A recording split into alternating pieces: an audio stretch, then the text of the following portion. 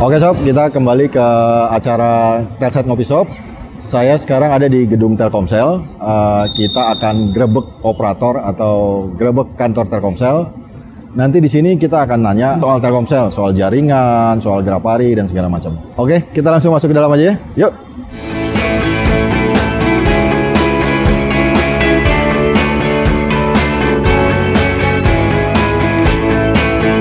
Oke sob, sekarang kita ada di network area gedung Telkomsel.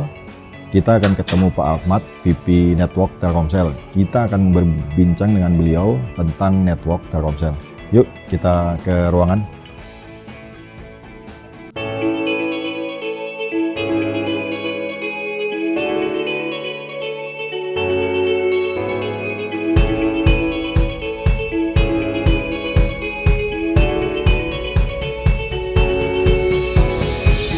Siang Pak. Selamat siang Mas Bayu. Selamat datang di Telkomsel.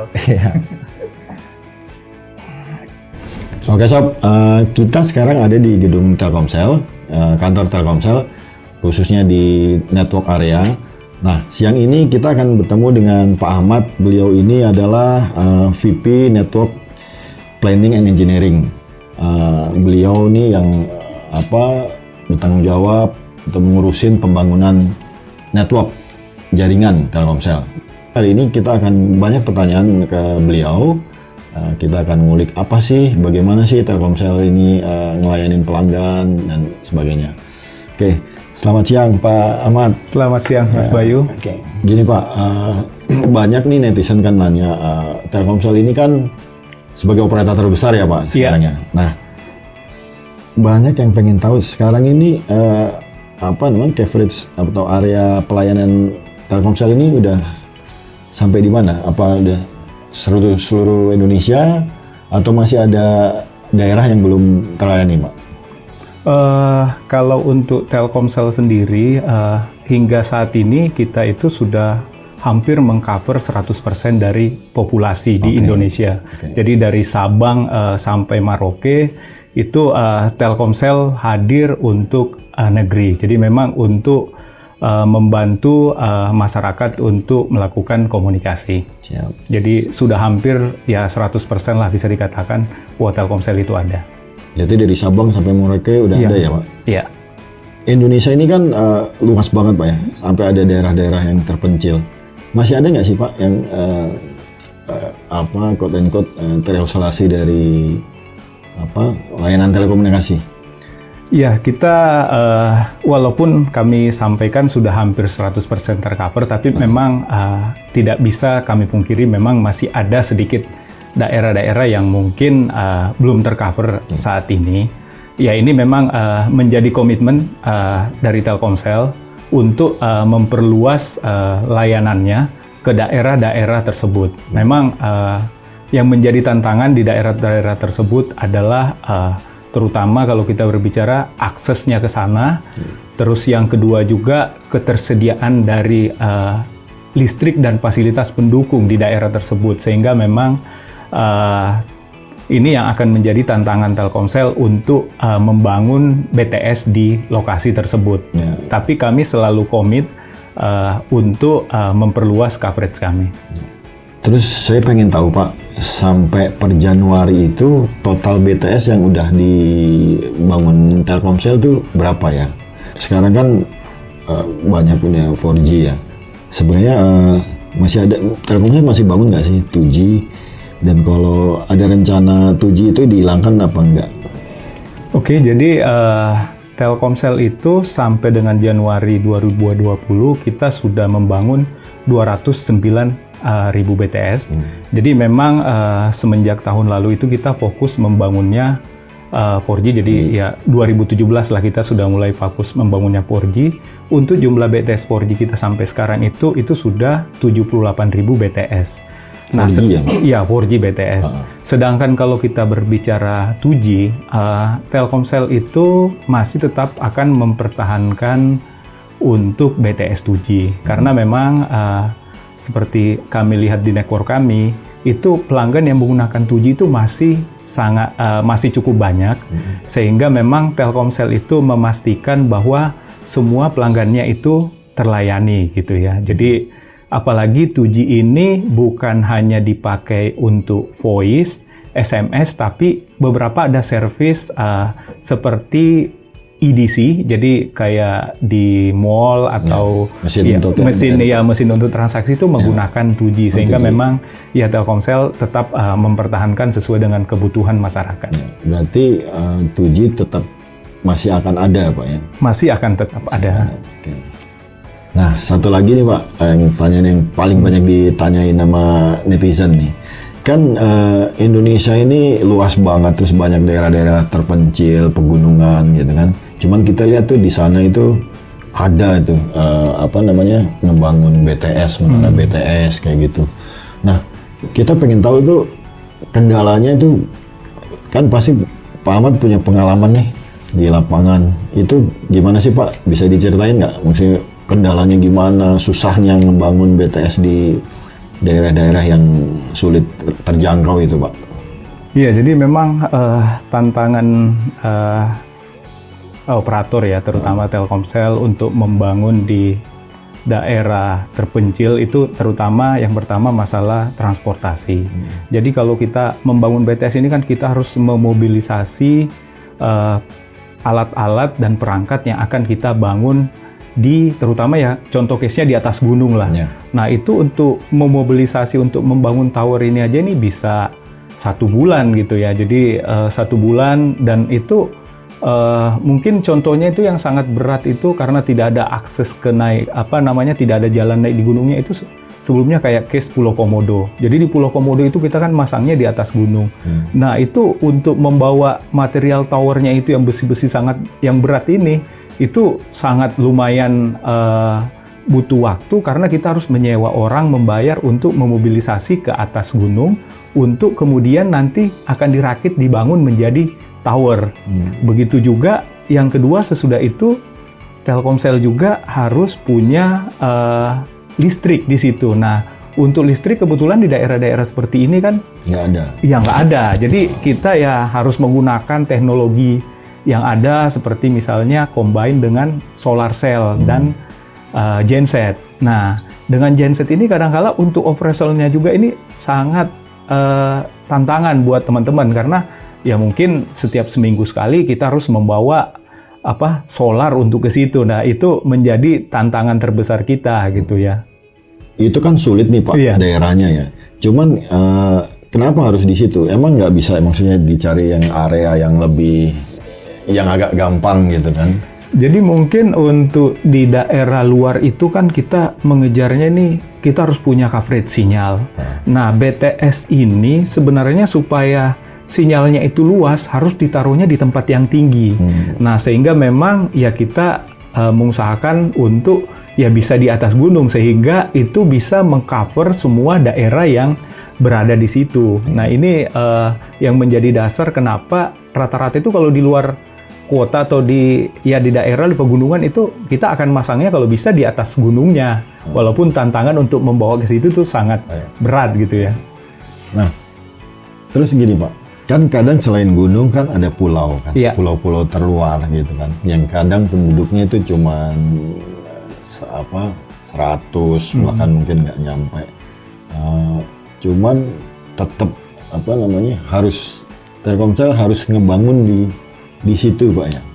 Istilahnya kan apakah nggak bisa maksudnya nggak usah bangun di pulau itu, dia harus jaringannya itu lewat dari yang pulau terdekat, itu nggak bisa ya Pak? Tetap harus di pulau, walaupun itu pulau terluar, tetap harus dibangun di situ ya? Jadi ini kan sesuai dengan komitmen Telkomsel untuk membangun daerah 3T. Ya, salah satunya adalah terluar. Ya memang tidak semua tadi itu pulau itu bisa di-cover dari pulau yang lain karena memang BTS ini kan ada keterbatasan jaraknya untuk bisa menjangkauannya. Jadi secara teori itu kira-kira di 30-an kilo kalau di laut gitu ya. Nah, kalau dia sudah ada pulau sendiri dan jaraknya lebih dari 30 kilo ya Telkomsel harus memasang di situ untuk BTS-nya. Oke Pak, gini mungkin ini pertanyaannya agak teknis nih sekarang. banyak yang pengen tahu apa sih bedanya soal fixed wireless sama fixed line. Oke, jadi mungkin kita berbicara dari seluler dulu, Siap. baru berbicara fixed wireless dan fixed line gitu ya. Jadi kalau kita berbicara seluler sendiri itu bahwa pelanggan itu bisa mobile kemana saja tanpa menggunakan kabel. Nah itu makanya kita bilang istilahnya wireless seluler. Nah kalau kita berbicara fixed wireless ini adalah koneksi yang tidak menggunakan kabel juga, tapi di daerah yang terbatas luasnya. Nah, contoh case-nya ini adalah pelanggan yang menggunakan seperti teknologi Wi-Fi atau Bluetooth. Jadi memang coverage-nya ini hanya terbatas di daerah tertentu ya, mungkin luasnya kira-kira 50 meter gitu ya. Nah, sedangkan kalau kita berbicara fixed line ini kan artinya ada kabel koneksinya. Jadi biasanya ini sekarang ini menggunakan trennya teknologinya adalah fiber yang dikoneksikan biasanya untuk dipasang di rumah atau di kantor. Jadi fixed line ini contoh case-nya ya seperti layanan yang diberikan oleh induk perusahaan Telkomsel sebenarnya seperti Telkom Group dengan produknya IndiHome. Oh ya. Nah, tadi kan Pak Ahmad ada nyinggung soal 3G, 2G. Nah, itu bisa tolong dijelasin nggak Pak? Apa sih itu 2G, 3G, 4G, atau 5G kan? Bedanya juga apa gitu? Oke, jadi mungkin saya jelaskan aja dari awal bukan hanya 2G tapi 1G, 2G gitu ya. 3G sampai dengan 5G. Jadi kalau kita berbicara mungkin 1G dan 2G itu lebih berbicaranya layanannya adalah layanan suara, voice. Jadi kalau 1G itu teknologinya dulu analog. Ya, kalau kita dengar mungkin AMPS dulu, nah itu sampai bisa di-cloning. Kemudian muncul teknologi 2G yang istilahnya GSM. Nah, GSM ini mempunyai security yang lebih bagus. Kemudian muncul tambahan service di situ SMS. Cuman itu masih voice ya? Masih voice lah. Jadi bergeraknya masih based on voice circuit switch. Nah, kemudian next-nya itu yang berbasis layanan data. Nah, ini 3G dan 4G itu adalah teknologi yang memang layanannya udah berbasis layanan data. Jadi, kalau di 3G memang munculnya basicnya adalah layanan data dan tetap ada service voice di situ. Sedangkan kemudian muncul teknologi yang lebih baru itu 4G yang memang itu sudah memang basicnya adalah data.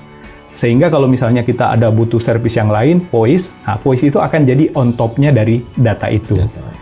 Sedangkan kalau 5G sendiri, kalau saya bilang ini sesuatu yang sudah berbeda dari 3G dan 4G. Walaupun mungkin ada yang orang mengatakan bahwa 5G ini adalah pengembangan dari 4G, tapi 5G ini lebih ke sudah koneksinya ini mesin to mesin sebenarnya target utamanya gitu ya.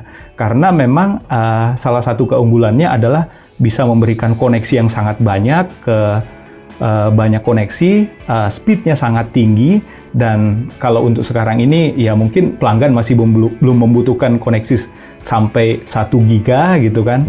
Terus yang terakhir juga latensinya itu sangat kecil. Jadi ini salah satunya juga buat mendukung industri. Ya terutama ke depannya program pemerintah industri 4.0 ini dengan 5G ini salah satu yang akan menjadi bisa enabler ke depannya. Tadi kan lebih ke industri, mesin to mesin. Cuman itu dipakai untuk kayak 4G, maksudnya untuk namanya konsumen biasa gitu? Bisa juga. Bisa juga ya? Iya, jadi sebenarnya layanan basicnya itu kalau untuk 5G itu ada 3 sebenarnya. Ada istilahnya Enhanced Mobile Broadband. Nah, Enhanced Mobile Broadband ini sebenarnya pengembangan dari 4G. Cuman speed-nya lebih kencang lebih cepat. Lebih cepat. Nah, yang kedua adalah Massive Type Connection. Nah, ini memang untuk koneksi banyak perangkat. Ini biasanya case-nya seperti IoT. Jadi ini banyak dipakai misalnya buat sensor ataupun nanti buat smart city ke depannya. Nah, kemudian kalau yang ketiga ini adalah ultra low latency. Nah, ini untuk ultra reliable low latency ini aplikasi-aplikasi ke depannya ini buat transaksi yang membutuhkan istilahnya latensi yang sangat kecil. Kalau kita berbicara 5G itu di bawah 1 milisecond. Jadi mungkin kalau contoh case-nya nanti di bidang kesehatan, Jadi dokter itu bisa melakukan operasi jarak jauh dengan menggunakan 5G ini karena sangat low latency sehingga orangnya itu seperti berada di hadapan kita. Real time jadi. Ya, real time. Ya, bisa dikatakan bahwa ini real time. Ya. Tadi kan Pak Ahmad udah jelasin soal 5G. Ya. Kayaknya menarik banget, Pak. Nah, sekarang yang banyak ditunggu itu kapan, Pak, 5G masuk ke Indonesia? Jadi mungkin sedikit share untuk Telkomsel itu di Asian Games di 2018 sudah melakukan trial di GBK dengan autonomous card. Kemudian tahun lalu juga di bulan November Telkomsel telah melakukan showcase 5G di Batam. Nah, kita pun Telkomsel sedang ongoing untuk trial 5G untuk memastikan kesediaan dari network Telkomsel untuk mengimplementasikan 5G. Dan memang untuk 5G sendiri ini kita sedang menunggu untuk ketersediaan nanti spektrum yang akan kita gunakan untuk layanan ini karena ya kemungkinan akan menggunakan frekuensi yang baru. Berarti belum tahu, Pak, ya kapan? Kalau kita dari operator itu kita menyiapkan jaringan kita untuk segera siap mengimplementasikan 5G. Ya sambil ya Telkomsel memang menunggu ketersediaan untuk frekuensi yang bisa digunakan. Intinya sebenarnya Telkomsel udah siap ya sebenarnya untuk mengimplementasi ya. Tinggal menunggu regulasi di frekuensi itu aja, Pak, ya. Benar.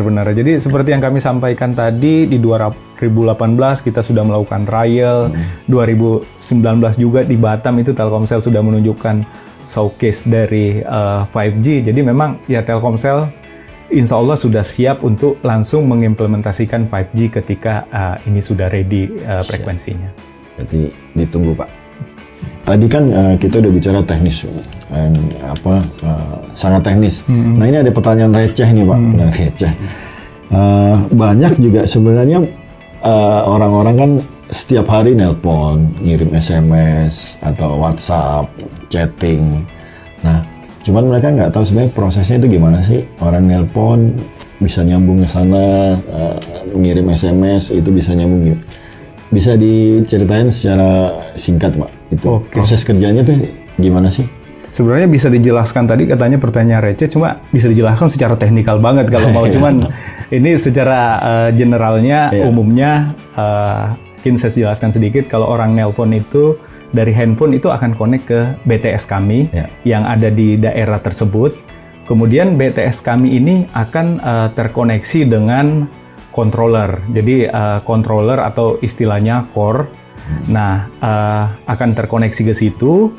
Nah, ketika nelpon itu tadi, jadi dari handphone ke BTS, terus nanti dari controller ini di core, nanti ini akan merutingkan. Jadi pelanggannya itu yang ditelepon posisinya di mana.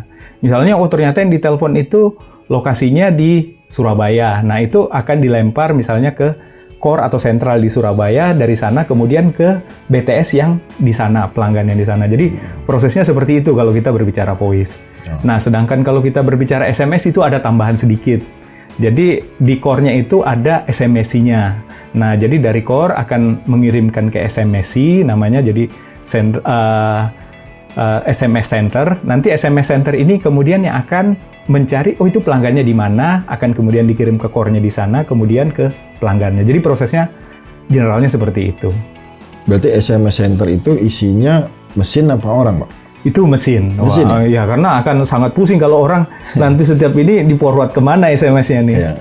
Berarti emang pengiriman tulisan itu cuman diproses semua by mesin ya? Benar. Jadi kalau ini kita berbicara kerahasiaan itu semuanya sangat rahasia karena yang namanya engineer pun tidak akan bisa melihat gitu SMS itu karena semuanya ya diprosesnya di mesin.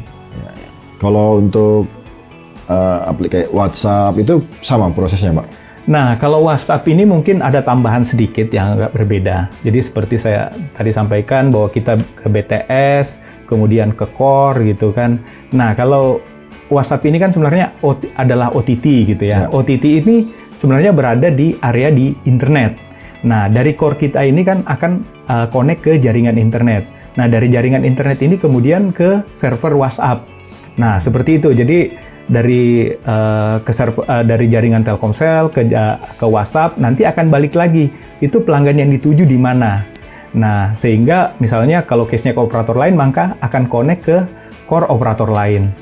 Jadi tambahannya adalah kita connect ke jaringan di luar Telkomsel dan ke mesin server WhatsApp-nya. Sehingga mungkin kadangkala kalau WhatsApp ini atau yang ya istilahnya OTT itu kadangkala kalau misalnya ini tidak bisa digaranti juga oleh operator karena itu berada di luar jangkauan operator.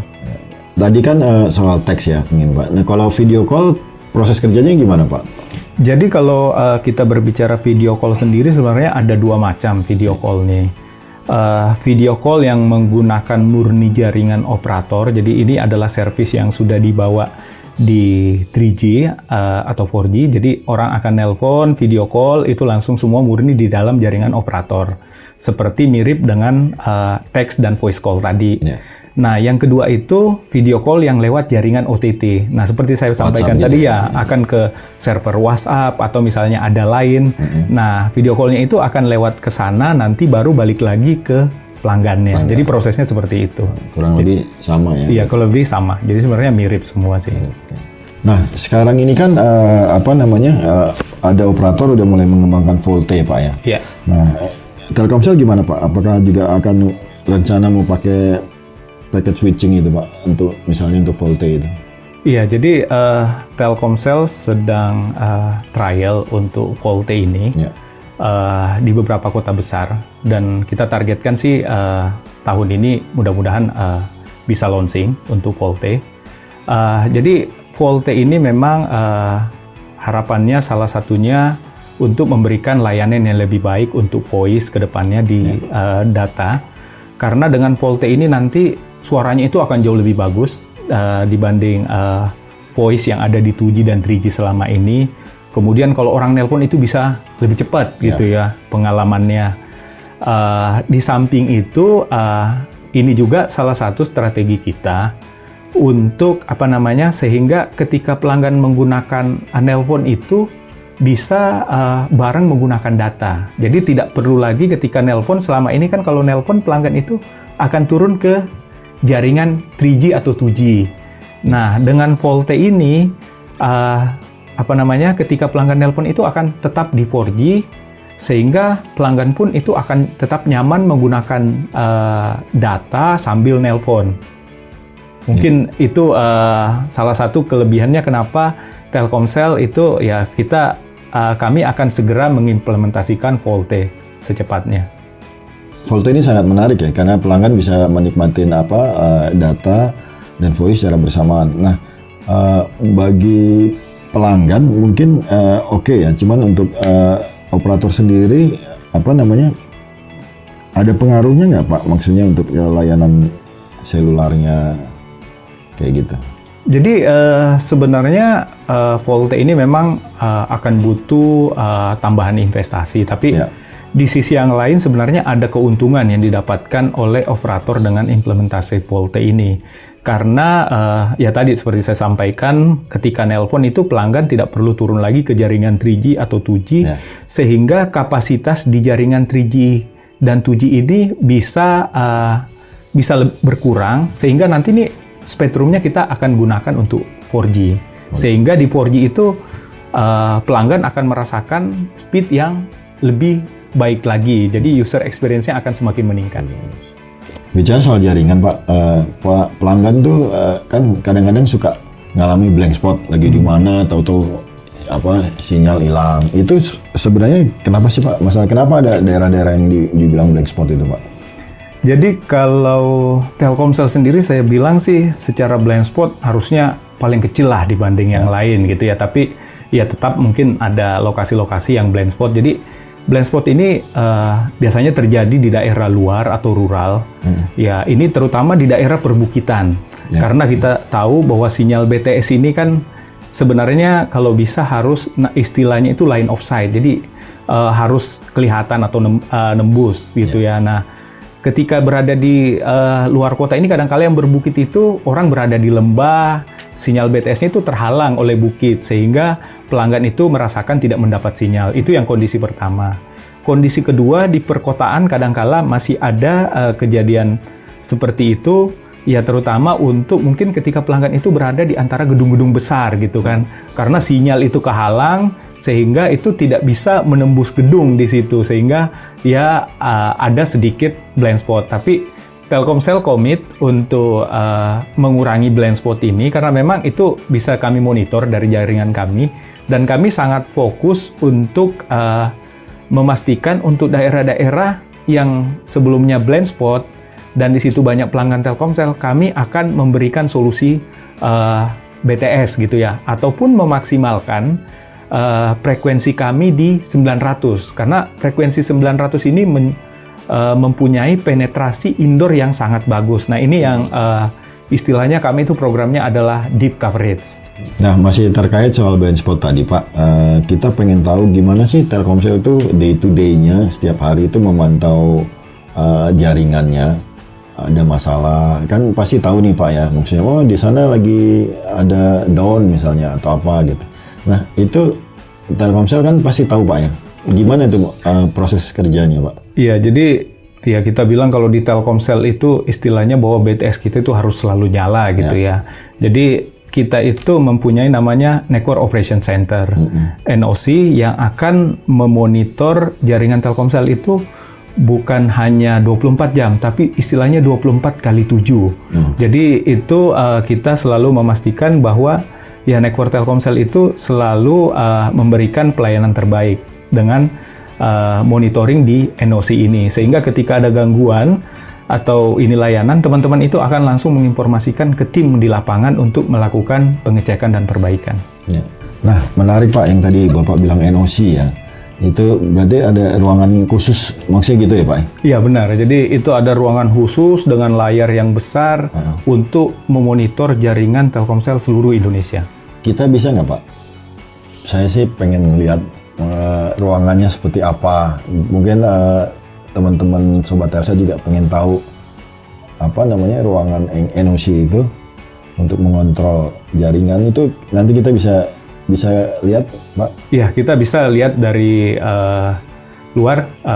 Mungkin kita bisa ke sana untuk melihat seperti apa sih Telkomsel memonitor jaringannya. Oke.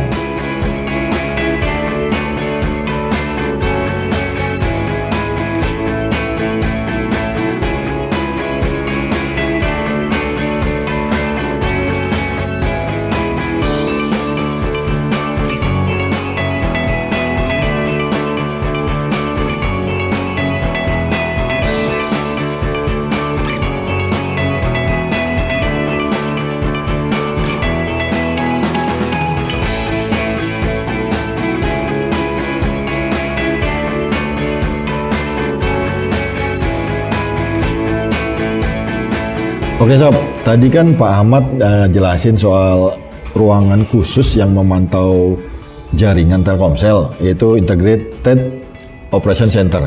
Nah, kita beruntung nih Sob, kita diajak sama Pak Ahmad untuk melihat secara langsung gimana sih cara bekerjanya dan bagaimana ruangan IOC itu. Nah, oke Pak Ahmad, ini ruangan IOC ya Pak? Iya, ini adalah ruangan IOC Telkomsel. Okay. Jadi di sini ini selain seperti tadi saya sampaikan ada Network Operation Center, di sini juga ada IT. Jadi untuk monitoring service IT, kemudian untuk monitoring juga customer care. Jadi komplain pelanggan ini semua bisa termonitor dari sini. Jadi semua gangguan itu bisa termonitor di sini ya Pak? Benar-benar. Jadi mulai yang tadi kalau misalnya ada BTS down atau apa, ataupun kalau misalnya pelanggan komplainnya meningkat jumlahnya, ini langsung kelihatan di sini semua. Nah ini yang di petugasnya ini mereka mengontrol yang di sini atau ada komplain masuk apa gimana Pak? Jadi mereka di sini nih adalah operator yang monitor dashboard monitoring ini, sehingga ketika misalnya ada gangguan atau apa itu langsung menginformasikan ke tim di lapangan untuk segera melakukan perbaikan sehingga layanan Telkomsel itu bisa segera recovery lagi. Ini berarti semua layanan ya Pak? Layanan data maupun voice SMS ya? Benar-benar. Jadi semua layanan dari Sabang sampai Merauke ini bisa dimonitor dari sini semua. Oh ini dari Sabang sampai Merauke Pak? Benar-benar. Semua terkontrol di sini. Jadi walaupun ada masalah di Merauke akan bisa terpantau di sini Pak ya? Benar-benar sekali Mas Bayu. Jadi ini semua sebagai komitmen Telkomsel untuk memberikan tadi layanan 24x7. Oke. Berarti ini dia 24 jam ya Pak? 24 jam dan 7 hari seminggu. 7 hari seminggu. Oh iya, mau hari libur pun mereka ya tetap di sini. Oke. Itu tadi obrolan gue dengan Pak Ahmad. Beliau adalah VP Network Telkomsel. Gue tadi udah ngobrol banyak soal bagaimana jaringan Telkomsel dibangun di seluruh Indonesia dan bagaimana mereka bekerja saat melayani pelanggan. Gue berharap lewat video ini lo jadi tahu bagaimana para operator khususnya Telkomsel saat mereka bekerja menjaga dan mengontrol jaringan seluler mereka agar tetap bisa melayani pelanggan dengan baik. Selain itu, lo juga bisa tahu bagaimana sih proses jaringan seluler bekerja saat lo nelpon atau saat lo pakai layanan data, seperti saat ngirim email, WhatsAppan, dan juga nonton YouTube di smartphone. Oke, semoga bermanfaat. Tetap jaga kesehatan. Thank you udah nonton. Dan tetap stay tune di channel YouTube Telkomsel TV.